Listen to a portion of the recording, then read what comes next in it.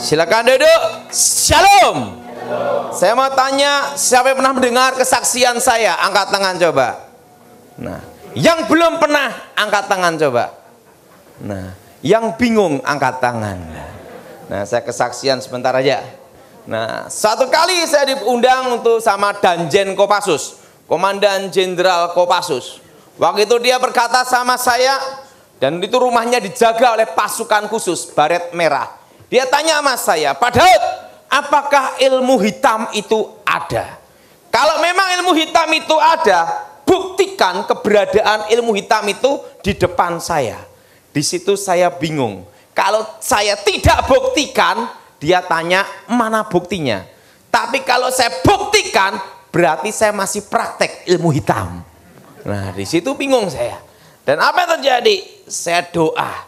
Kenapa? Yang ngomong ini jenderal, bukan kopral. Dan dia ngomong, mana buktinya? Jenderal bintang 2, komandan pasukan elit.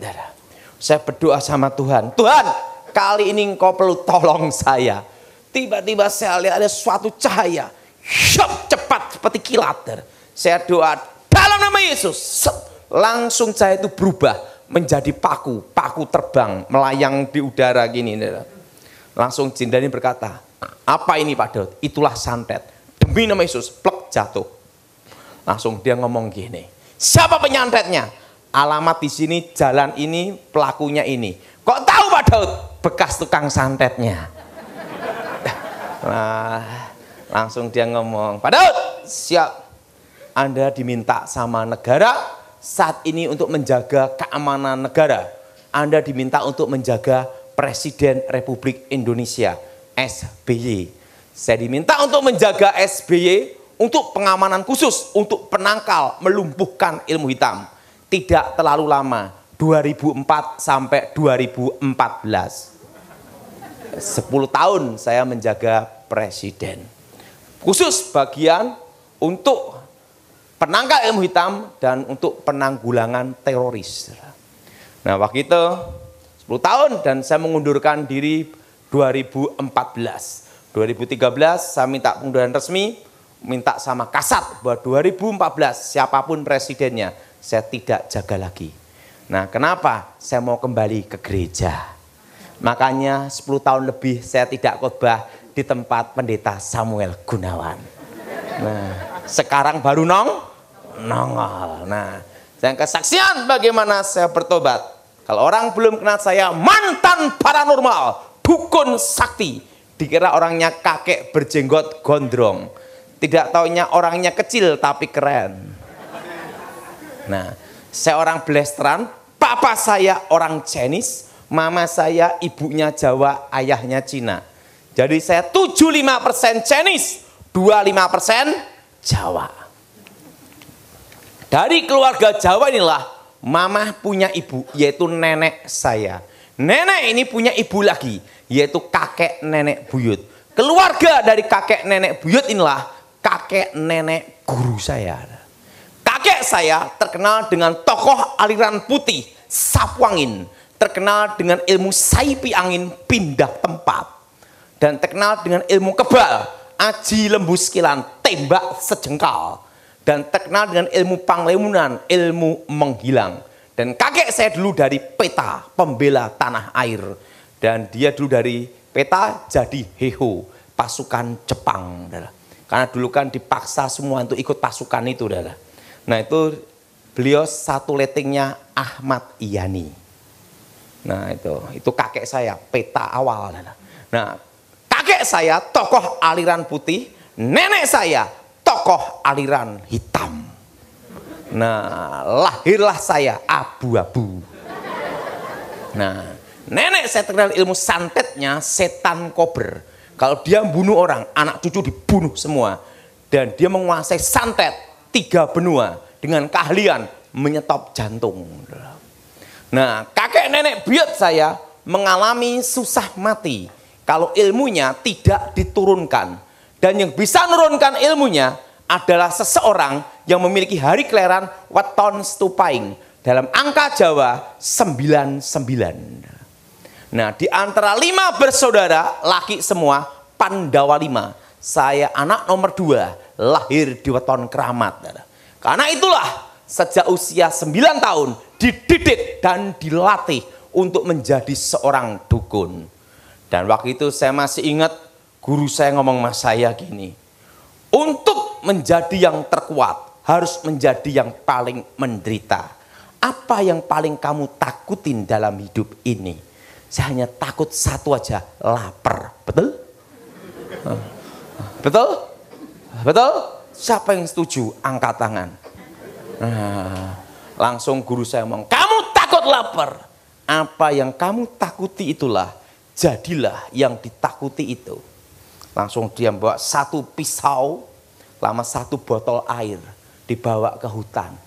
Jep-jep, langsung. 1 bulan ketemu saya, kamu hidup atau mati. Kamu takut lapar, sekarang benar-benar. Nah, di dalam hutan itulah saya bertahan. Hanya 1 botol air dan 1 pisau. Maka saya bisa makan kucing, ular, kadal, kodok, semua sikat. Yang tidak saya sikat hanya kaki meja. Nah, disitulah saya bertahan. Makanya saya tidur dulu pakai pisau, senjata. Nah, disitulah saya dilatih awal pertama. Ingat, kamu takut sama setan dan jadilah setan itu. Wah, itu motonya seperti itu. Kalau yang menghalangi kamu dewa, tebaslah dewa, bilang gitu. Di situ saya diajar bagaimana kekuatan itu. Nah, sekarang setelah kamu punya mental, baru belajar ilmu gaib. Jadi kalau orang nggak punya mental belajar ilmu gaib, jadi sarno, sarape keno. Jadi mental dulu dikuatin dulu. Nah, pertama kali saya belajar adalah aji tapak banyu, ilmu mengambang di atas air. Gara-gara punya ilmu itu, sampai sekarang tidak bisa renang.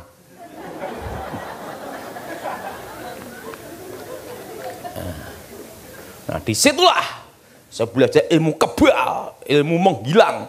Nah, selama saya belum bertobat, tidak pernah bayar bis dan angkot. Setelah tobat, baru bayar.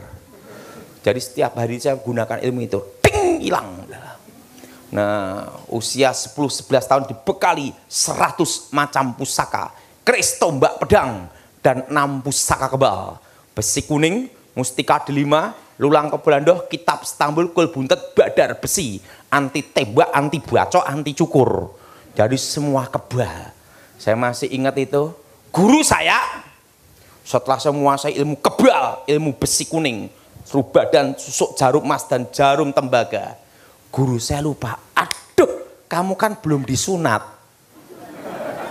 Langsung ngomong, ya sekarang coba aja sunat, siapa tahu masih mempan. Nah, akhirnya disunat. Yang nyunat gini. Yang nyunat gini. Udah terlanjur kebal sempurna. Jadi rambut ndak bisa dipotong, semua ndak bisa dipotong semua. Kebal semua. Guru saya ngomong, udah terlanjur gimana? Wah, udah langsung kebal. Nah, rambut ini hanya bisa dipotong kalau bacaan selamatan, terusan baca mantra dulu, baru bisa dipotong. Kalau enggak bisa, kebal rambutnya adalah. Nah, guru saya ngomong, ingat, kamu sudah menguasai kebal sempurna. Ingat, kalau kamu mati, ditolak langit, tolak bumi. Badanmu tidak bisa kembali ke tanah, karena seluruh tubuh kamu kebal segala senjata. Nah, di situ lulus SD saya dibekali ilmu aji sirep begonondo. Kalau mantra itu diucapkan, satu kampung tidur semua. Ilmu untuk ngerampok. Nah, kalau zaman dulu untuk perang, sirep itu guru saya. Kelas 2 SMP guru saya berkata, ada satu langkah lagi. Kamu harus menguasai ilmu terakhir. Ilmu pamengkang jagat tutup bumi sapitu. Membelah dunia dengan kekuatan 7 kegelapan paling gelap. Tapi ilmu yang memiliki rahasia. Seumur hidup kamu, kamu tidak boleh menikah dan berhubungan dengan wanita. Harus jadi perjaka ting-ting, bukan tong-tong. Iki yang susah. Kamu harus hidup dalam mati.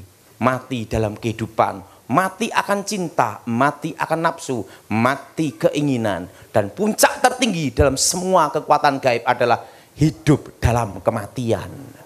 Nah, setelah saya menguasai ilmu itu, guru saya berkata, dengan menguasai ilmu terakhir, sudah waktunya kita berpisah. Sebelum aku mati, aku tahu rahasia takdir. Nanti kira-kira usia 18 tahun, kamu akan melihat suatu cahaya terang. Dan usia 19 tahun, kamu akan ketemu seorang raja yang datang dan muncul dari timur.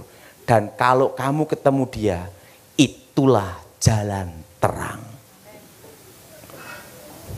Kira-kira umur berapa guru? 17-18, kira-kira itu. Kamu melihat cahaya itu. Langsung saya tanya, guru, bagaimana saya ketemunya? Sang takdir menuntun jalan takdir kamu. Kira-kira usia 18 tahun, kamu lihat terang. Usia 19 tahun, kamu akan ketemu seorang raja yang datang dan muncul dari timur. Waktu aku hidup tidak pernah bikin susah anak cucu. Demikian nanti waktu aku mati. Aku mati kira-kira jam 2:30. Sebelum aku mati, tak tinggali rezeki. Besok nomor buntut SDSB, Rebu malam Kemis, keluar nomornya 50. Kamu belikan ini uang untuk beli peti matiku. Jadi peti mati bayar sendiri dah.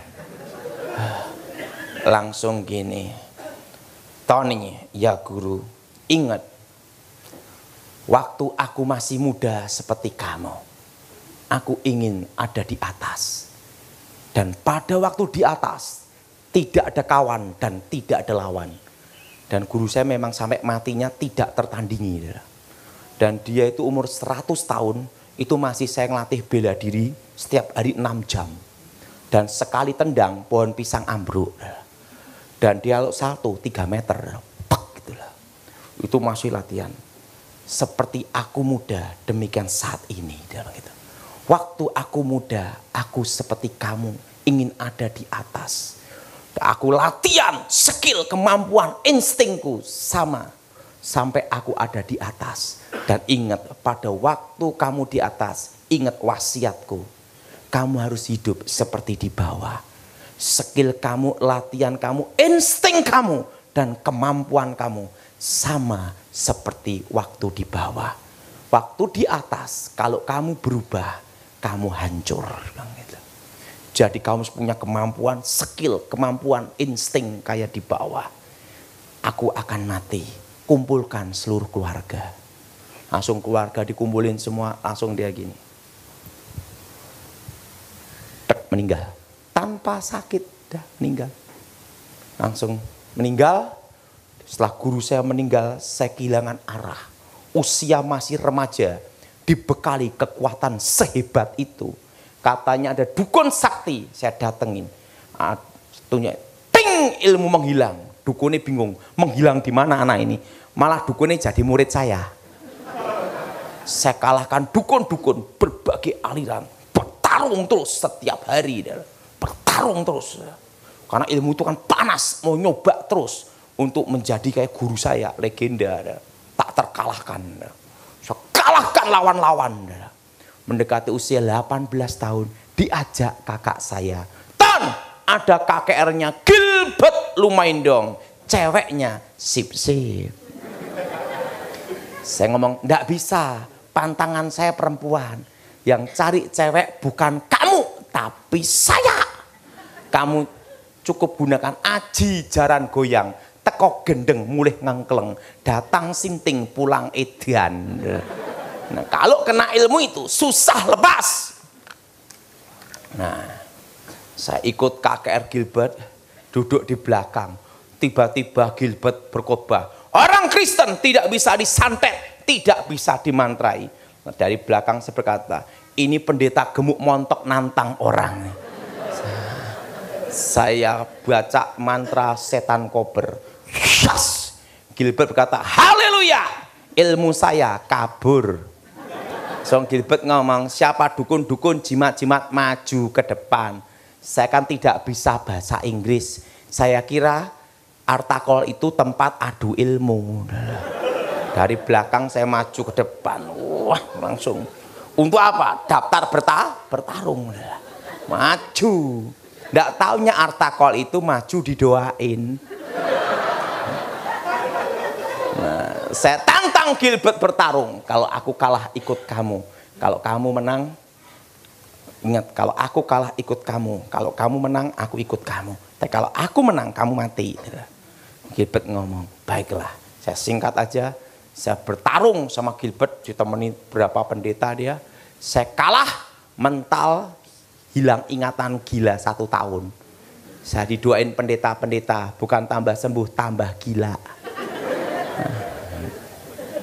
Nah, tepat 1 tahun, tiba-tiba terdengar suara, akulah Alfa, akulah Omega, akulah yang awal, akulah yang akhir. Aku telah mati, bangkit, hidup kembali. Akulah aku, YHWH, Yahweh.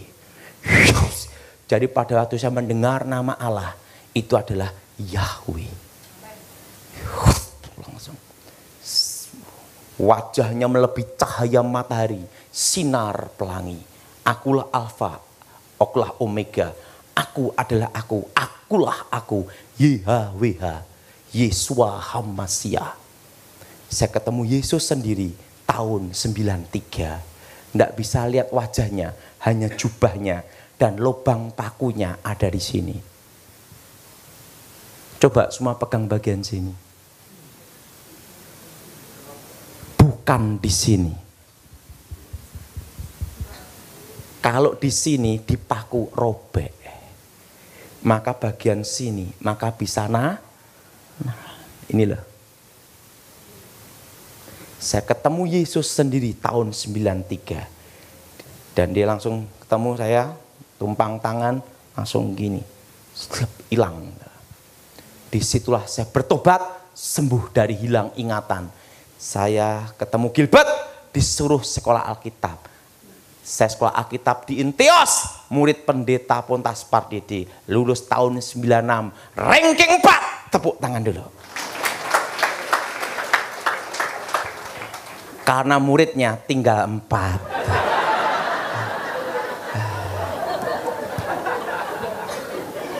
Nah, tahun 2001 saya diminta untuk ngasih pengarahan di Akademi Kepolisian Semarang. 2001 bidang reserse intelijen, penangkal ilmu hitam.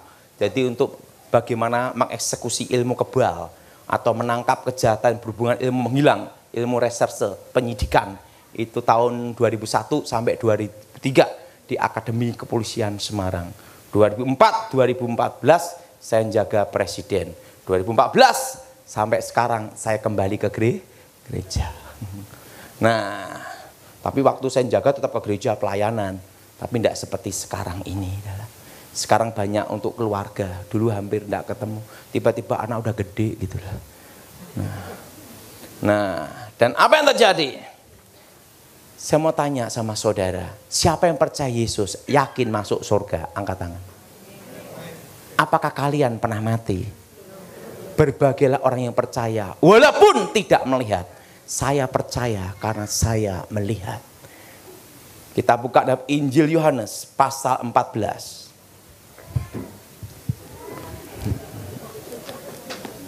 Injil Yohanes pasal 14. Injil Yohanes pasal 14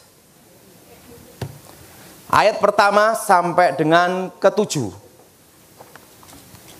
Injil Yohanes pasal 14 ayat pertama sampai dengan ke-7. Saudara yang genap, saya yang ganjil. Janganlah gelisah hatimu, percayalah kepada Allah, percayalah juga kepadaku. Ayat 2 sudah baca? Di rumah apa, saudara?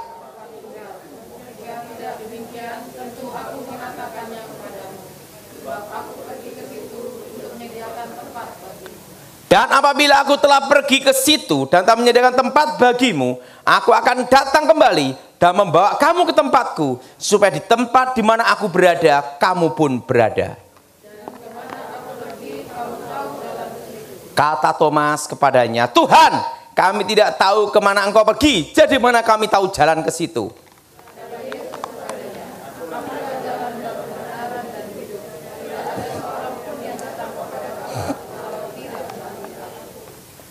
Sekiranya kamu mengenal aku, pasti kamu juga mengenal Bapakku. Sekarang ini kau mengenal dia, dan kamu telah melihat apa saudara? Dia. Akulah jalan, kebenaran, dan hidup. Nah, hanya ada satu jalan untuk masuk surga, yaitu nama Yesus. Nah, dan Yesus pergi ke surga, naik ke surga untuk nyiapin rumah bagi kita. Di rumah Bapa banyak tempat tinggal. Waktu saya lulus sekolah Alkitab, saya lihat kehidupan pendeta. Pendeta itu susah sekali. Banyak proyek thank you, proyek terima kasih. Capek-capek doain jemaat dalam nama Yesus sampai ludah habis. Waktu mau pulang hanya ngomongnya gini, terima kasih pendeta, ongkos pulang pergi bayar sendiri. Dan saya lihat jemaat yang pelit sama yang murah hati, banyak yang pelit. 1000 jemaat, 900 pelit, 100 orang itu murah hati, itu pun mujizat. Wah, saya lihat, wah susah sekali jadi pendeta. Maka saya banting setir ke bisnis. Karena jadi pendeta berat, jadi hamba Tuhan proyek thank you.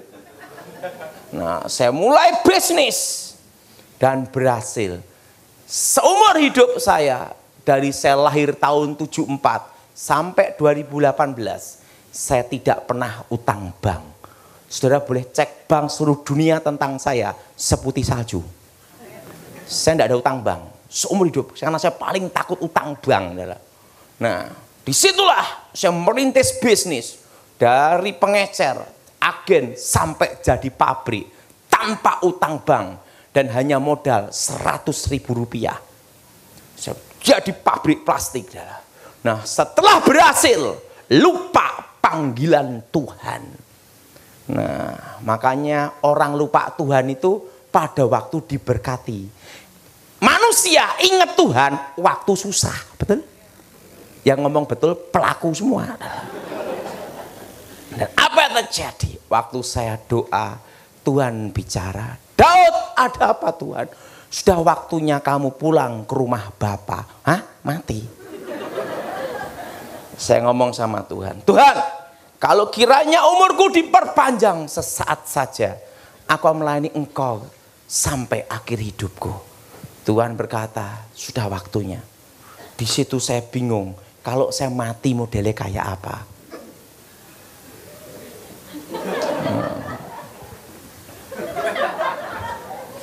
Bingung.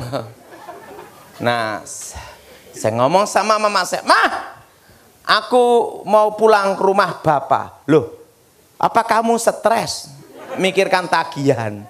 Nah, saya bingung modelnya mati kayak apa. Nah, saya naik motor boncengan sama temen. Saudara, kecelakaan motor yang berbahaya itu bukan di depan, tapi yang di belakang. Karena di depan tahu menghindar, yang belakang kan tidak tahu, gitu lah. Tiba-tiba, bak, gitu aja lah. Saya ngalami sebabnya. Nah, teman saya naik sepeda motor kenceng. Nah, nyalip truk. Truknya ini tiba-tiba berhenti. Maduar. Nah, yang di depan gini menghindar gini. Saya kan enggak tahu. Tiba-tiba gini. Udah temangsang di bak truk. Makanya kecelakaan itu yang paling bahaya, motor itu yang di belakang. Karena enggak tahu apa-apa. Maduar gini. Jadi begitu buka mata sudah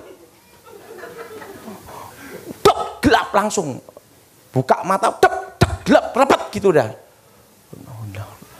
Tiba-tiba gelap dah.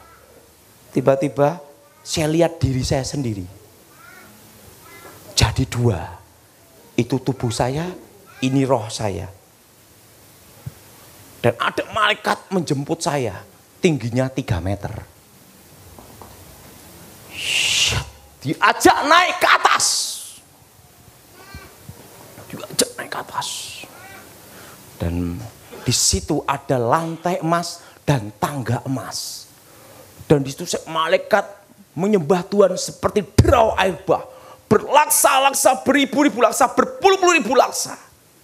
Malaikat itu berkata, bibu-bibu. Saya juga ngomong, bibu-bibu. Saudara, nanti kita di surga itu ada bahasa sendiri. Bukan bahasa Indonesia atau Inggris, tapi bahasa malaikat, bahasa roh. Babi babi gitu dah. Tapi ngerti apa yang dikatakan.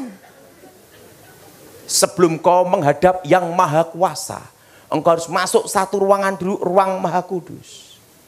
Dan malaikat itu berkata, sebelum lagu-lagu pujian penyembahan dinyanyikan di bumi, terlebih dulu dinyanyikan di sorga. Jadi lagu barunya bumi itu lagu expirednya sorga. Lagu lama semua. Nah, di situ saya disuruh masuk satu tempat. Tirainya terkoyak dari atas ke bawah. Dan saya lihat tabut perjanjian. Dan terdengar suara. Biar awan kemuliaanmu turunlah memenuhi bait sucimu. Ku nyanyi haleluya di depan tata sucimu. Terus itu seperti derau air bah. Mari engkau menghadap yang maha kuasa. Di situ saya kembali lagi ke tangga emas itu. Di situ yang ditata bicara. Daud, Daud, Daud, Daud. Sebenarnya sudah waktumu ada di tempat ini. Tapi karena engkau minta umurmu diperpanjang, maka umurmu akan kuperpanjang di muka bumi. Dan selama umurmu diperpanjang di muka bumi, pergunakanlah sebaik-baiknya. Tapi sebelum kau kembali ke rumah orang tuamu, ke muka bumi, maka akan kutunjukkan apa yang akan terjadi atas hidupmu dan bangsamu di masa depan. Langsung, akulah Alfa, akulah Omega, akulah Yahweh. Yes. Langsung kayak layar lebar. Sebelum dunia dibentuk, aku sudah mengenalmu. Yes. Hari-hari yang akan terjadi, Indonesia akan terpecah menjadi 3. Timor sudah lepas, 2 akan menyusul. Yes. Indonesia akan dipulihkan Tuhan 25 tahun, dimulai krisis 98. Sebelum pemulihan Indonesia akan terjadi krisis ekonomi 2018. Sekarang sudah mulai, dolar mendekati berapa? 14.000 lebih. Akan terjadi apa? Krisis untuk menuju pemulihan Indonesia 2023. Yes. Saya lihat bom meledak di sana sini. Waktu saya lihat bom meledak di sana sini, saya berkata sama Tuhan, Tuhan, aku ndak jadi balik ndak apa-apa. Wong bom adalah. Tuhan berkata,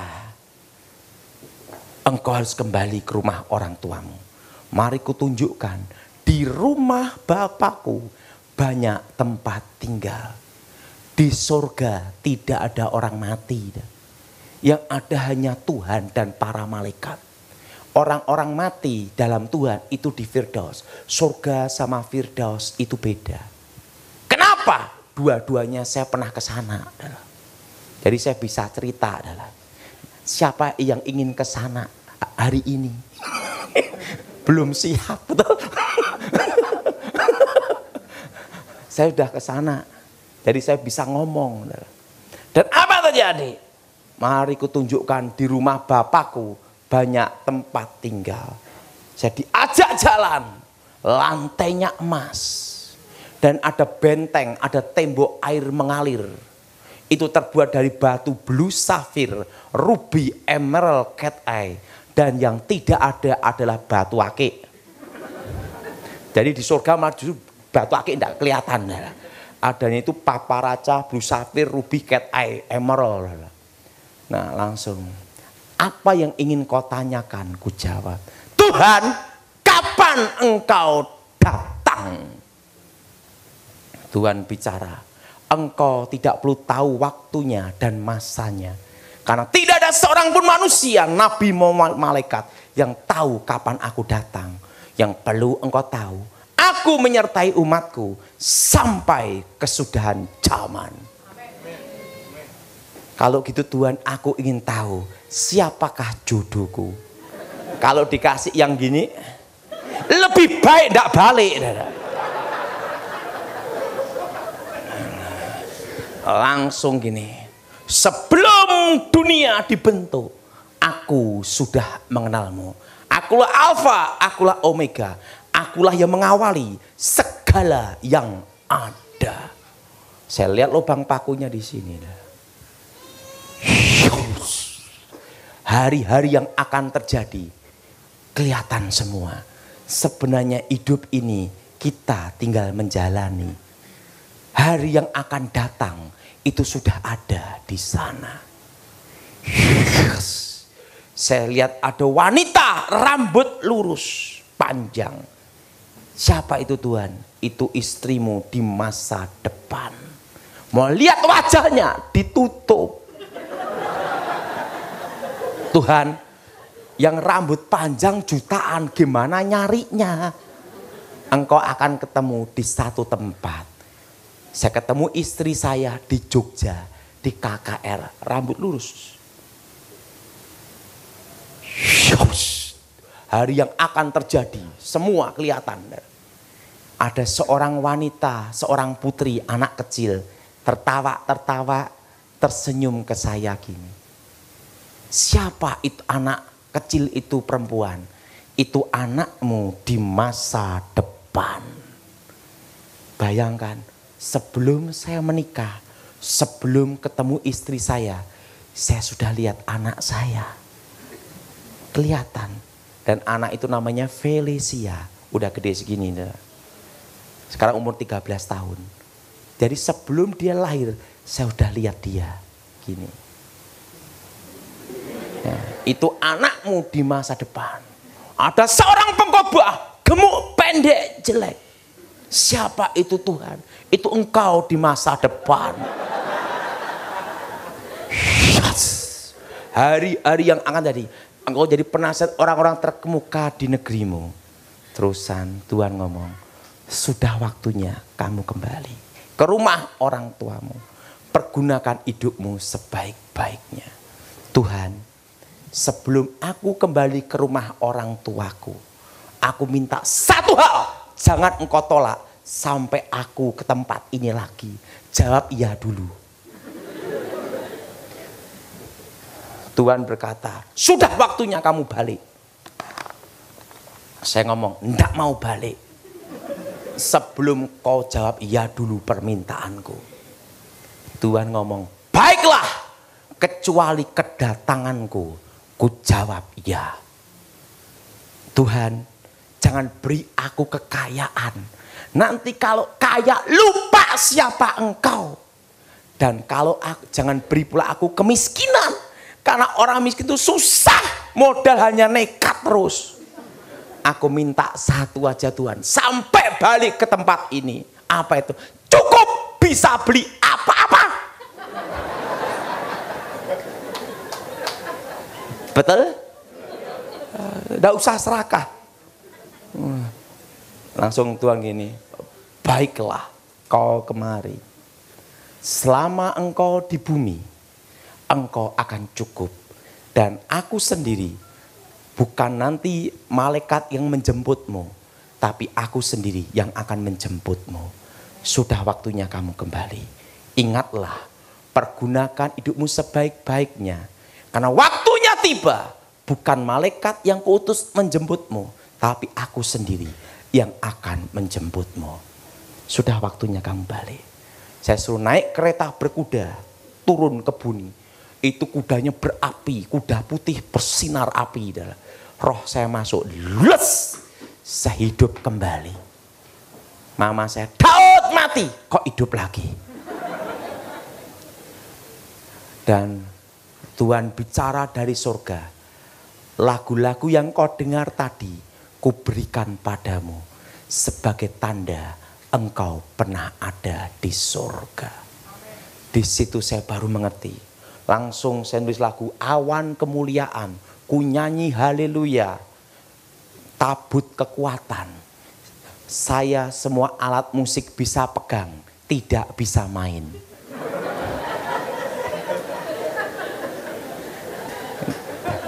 Tapi saya sudah menggubah lagu, tidak terlalu banyak, 75 lagu. Itu lagu dari sana. Nah, jadi sorga ini tidak ada orang mati. Kenapa? Ingat, menunggu hari pembagian mahkota. Nah, orang-orang yang mati dalam Tuhan, posisi ada di mana? Betul? Itu ada di Firdaus. Firdaus itu bagian dari surga. Ibaratnya kalau Surabaya masih Sidoarjo. Untuk menunggu hari pembagian mahkota. Karena kebetulan saya sudah lihat di sana juga. Dalam hidup ini ada waktunya lebih baik tidak tahu masa depan daripada tahu masa depan. Tapi yang penting kita percaya indah pada waktunya. Ayah saya meninggal itu 2018 tanggal 13 Januari. 2 minggu sebelum meninggal, waktu doa Tuhan bicara, Daud, ada apa Tuhan? Siapkan tanah kuburan untuk ayahmu. Hah? Mati? Saya ngomong sama adik, Han, ayo kita cari tanah kuburan di Delingan. Untuk siapa? Untuk papa. Hah? Papa mati Daud? Iya. Saya itu langsung saya kembali ke rumah orang tua saya. Papa saya gini, Daud! Papa saya itu sehat, kelilingan plastik, agen plastik, masih ngangkati plastik. Baru megang nota gitu. Oh, kamu cari tanah kuburan untuk sopo? Untuk papa. Hah? Loh, aku memang mati toh? Iya. Makanya papa harus bertobat mulutnya. Papa saya itu percaya Yesus, tapi mulutnya tidak bertobat. Jadi kok maki-maki pembantu. Pembantu gini-gini. Maki-maki mama saya, anjing aja dimaki-maki sama dia. Pokoknya semua dimaki-maki sama dia. Makanya sampai dikasih nama babah kresek, kayak tas kresek yang selalu kresek itu udah. Karena ribut terus tiap hari. Nah, hari itu langsung berubah. Baikin pembantu, baikin mama saya, baikin tukang pijet yang dimaki-maki dia. Pokoknya dibaik-baikin semua. Setelah itu pajak motor, pajak semua dilunasi, listrik dilunasi, semua utang dilunasin, semua lunasin, baju disetrika semua, termasuk jas yang nanti akan dipakai untuk penguburannya dia disiapin sendiri, disetrika gitu semua, dikasih ke lemari gitu, untuk apa? Menunggu waktunya. Nah, 13 Januari saya khotbah di Jakarta, mau ke Surabaya. Karena hari Minggunya saya khotbah di Victoria. Tempatnya Pak Irman Santoso. Nah, sampai ada di Surabaya. Surabaya. Tiba-tiba Tuhan bicara. Daud, ayahmu kupanggil pulang. Batasnya jam 10 malam. Bayangin, dikasih waktunya. Jamnya, detik, waktunya. Langsung saya telepon, Mama di mana? Ini sama papa baru beliin bakso. Papa mau dipanggil Tuhan. Bagusnya melayani, bukan mati Jadi papa saya beliin bakso, makan bakso. Langsung adik saya, kakak saya telepon semua. Ingat, papa mau dipanggil Tuhan. Batasnya jam 10 malam. Siap semua. Jadi semua ngeliatin papa saya. Sebentar lagi mati. Dan apa yang terjadi? Maka saya ngomong-ngomong aja. Ngomong-ngomong biasa, ngobrol masalah bisnis, kerjaan. Tiba-tiba jam 8, serangan jantung. Saya doa sama Tuhan. Tuhan, beri waktu 1 malam saja. Supaya saya ketemu ayah saya sebelum engkau memanggil. Tuhan ngomong sama saya doa Tuhan beri waktu 1 malam aja. Bicaralah Tuhan. Tidak dapat jawaban. 1 malam saja. Kenapa? Kalau saya naik pesawat tidak bisa. Adanya Minggu pagi jam 6. Mau naik kereta 5-6 jam. Naik mobil 6 jam. Naik bis 6 jam. Surabaya Solo kan tidak. Jam 9 saya doa. Jam 9.30 saya ditelepon. Ini papa di ruang ICU gini-gini, serangan jantung. Tuhan, kehendak-Mu yang jadi. Tuhan tuh menunggu saya ngomong kehendak-Mu yang jadi. Waktu saya ngomong kehendak-Mu yang jadi, langsung Tuhan bicara. Hari ini, jam ini, detik ini, ayahmu bersama-sama aku di Firdaus. Yes, langsung kelihatan. Itu tidak dibatasi ruang dan waktu. Saya ada di Surabaya, bisa langsung lihat papa saya di Solo. Dipegang-pegang dadanya gini. Dan dari tubuhnya keluar cahaya. Depsap. Langsung pindah ke satu tempat. Tempatnya itu tiada ujung. Dan ada pintunya. Itu bersinar putih. Kristal. Langsung buka. Begitu darah. Dan papa saya. Langsung ditok. 69 tahun. Meninggal umur 69. Saya baru mengerti, yang dihitung tahunnya itu bukan waktu kita lahir, tapi pada waktu terbentuk hari pertama di janin. Jelas? Jelas? Jadi waktu dalam kandungan jadi pembuahan sel sperma dan sel telur. Itu dihitung hari pertama. Baru saya mengerti, Dara. Jadi dihitung dari situ, bukan waktu lahir. 69 tahun. Langsung papa saya masuk. Langsung berubah. Jadi kayak usia 20 tahun. Nanti yang tua-tua semua di Firdaus berubah.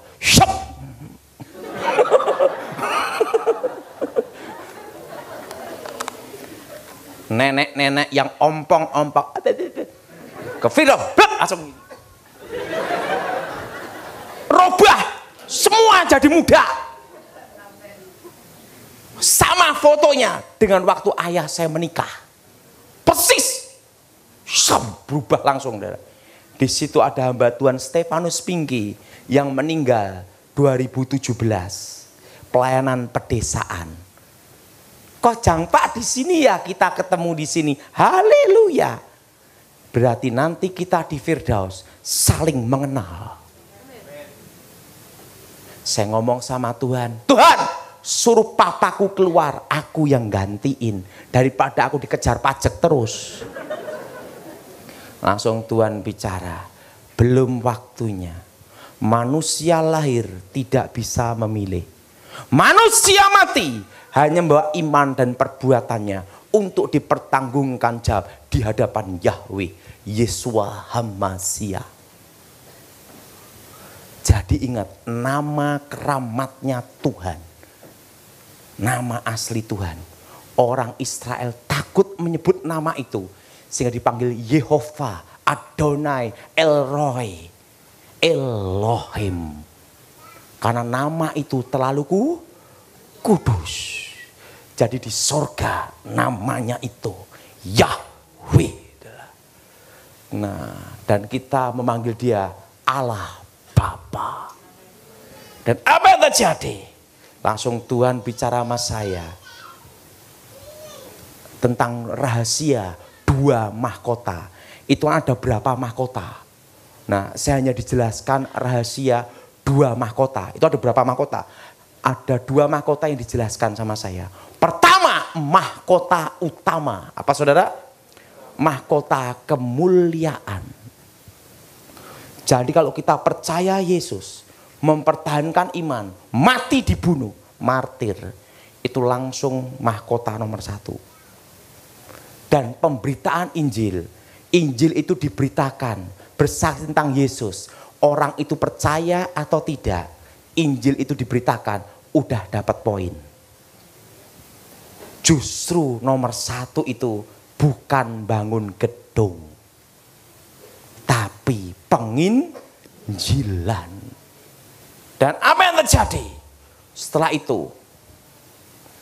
Kalau kita memberitakan Injil, ada yang bertobat sampai ke Firdaus, poinnya beda. Misalnya saya pelayanan, ini bertobat. Setelah itu dia penginjilan, banyak orang bertobat dalam pelayanannya. Poinnya dia saya dapat. Jadi inspirasinya multi level marketing itu di sana adalah. Itu mahkota kemuliaan.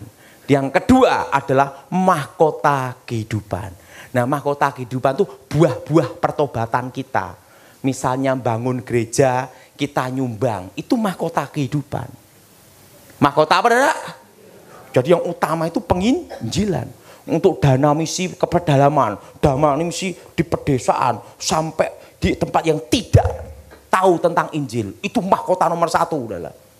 Itu perintah Yesus Kristus langsung. Nah, yang kedua, mahkota kita nyumbang-nyumbang orang susah, nengok orang susah, bantu orang-orang sakit, suka menolong, buah-buah pertobatan. Itu mahkota kehidupan. Tapi mahkota tertinggi adalah apa? Penginjilan. Dan waktu itu Tuhan bicara tentang 2 mahkota ini. Itu ada berapa mahkota? Tuhan ngomong sama saya, pergunakan hidupmu sebaik-baiknya. Di Firdaus, itu orang-orang mati dalam Tuhan, jubahnya putih semua, tidak ada jahitannya. Penyembahannya beda dengan di gereja. Kalau di gereja kan gini, atau gini, tekluk tidur. Di sana tuh gini, serasi semua. Wajahnya bersinar semua. Dan tidak ada yang tua. Semua jadi muda. Dan mereka menunggu hari pembagian mahkota. Ingat, kita nanti semua akan ke sana. Tapi jangan hari ini. Tapi udah waktunya, ya silahkan. Nah, jadi percaya Yesus, mempertahankan iman sampai akhir, itu pasti. Tapi untuk mendapat mahkota itu perlu diperjuangkan. Jadi perjuangan kita itu bukan untuk masuk surga. Kalau masuk surga itu pasti. Engkau percaya Yesus, bertahan sampai akhir, pasti masuk. Mahkota belum tentu. Langsung ditelepon, kring tas. Daud, papa meninggal jam 9.45. Saya ngomong, udah tahu, udah ketemu di Firdaus.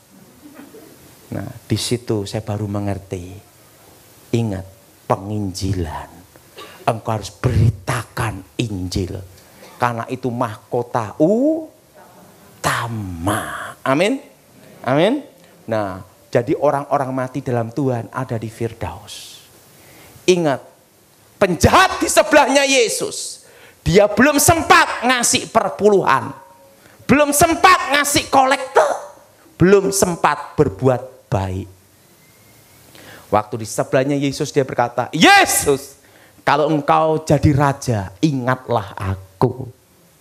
Yesus berkata, hari ini engkau bersama aku di Firdaus. Artinya apa? Masuk surga itu pasti. Engkau percaya Yesus, bertahan sampai akhir, pasti masuk surga. Tapi mahkota belum tentu. Jadi sekarang kita berjuang untuk mendapat mahkota. Siapa yang berjuang untuk mendapat mahkota? Angkat tangan. Jadi ingat, beritakan orang itu percaya atau tidak, sampaikan. Injil itu harus diberitakan. Amin. Dan itu adalah mahkota nomor 1. Mahkota utama. Dan itu adalah perintah Yesus Kristus sendiri. Justru membangun gereja, bantu orang miskin, itu mahkota kedua, kehidupan. Lebih baik dapat mahkota daripada tidak sama sekali, betul? Ada yang ngomong, Pak, yang penting masuk Firdaus dulu. Jadi ingat, Firdaus itu bagian dari orang-orang yang mati dalam Tuhan ada di situ semua. Untuk apa? Menunggu hari pembagian. Apa saudara? Mahkota.